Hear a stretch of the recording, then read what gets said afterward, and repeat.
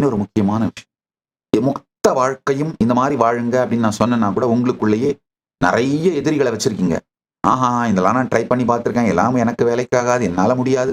நான் ஃபெயில் ஆயிடுவேன். அந்த ஆன்டி கிளைமாக்ஸ் உடனே ஆரம்பிக்கும் உள்ள. ஆன்டி கிளைமாக்ஸ் எண்ணங்களை உங்களுக்குள்ளேயே விதைச்சிட்டே இருக்கீங்க பாருங்க. அதுதான் உங்க வாழ்க்கைக்கு வந்த பெரிய மாமியார். வெளியில இருக்கிற மாமியார் உங்களுக்கு அவ்வளவு பிரச்சனை கொடுக்கறது இல்ல. உங்களுக்குள்ளேயே நீங்க உங்களை அழிச்சுக்கிறீங்களே, அதுதான் மிகப்பெரிய பிரச்சனை. வெளியில இருக்கிற மாமியாருடைய வார்த்தைகள் பெருசாலாம் உங்களை பாதிச்சிடாது. அதை விட அதிகமா உங்களை பாதிக்கிறது உங்களுக்குள்ள நீங்க உங்களை குத்திக்கிட்டே இருக்கிறது தான். ஏன்னா நீங்க தான் உங்களோட 24 மணி நேரம் வாழறீங்க.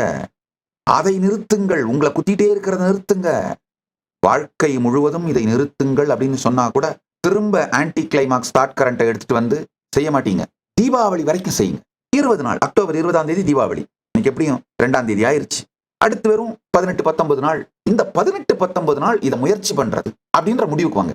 இந்த 18 நாள் இதை முயற்சி பண்ணுங்க. மகாபாரத யுத்தம் முடிந்து தீபாவளி அன்னைக்கு வெற்றியோட இருப்பீங்க நீங்க.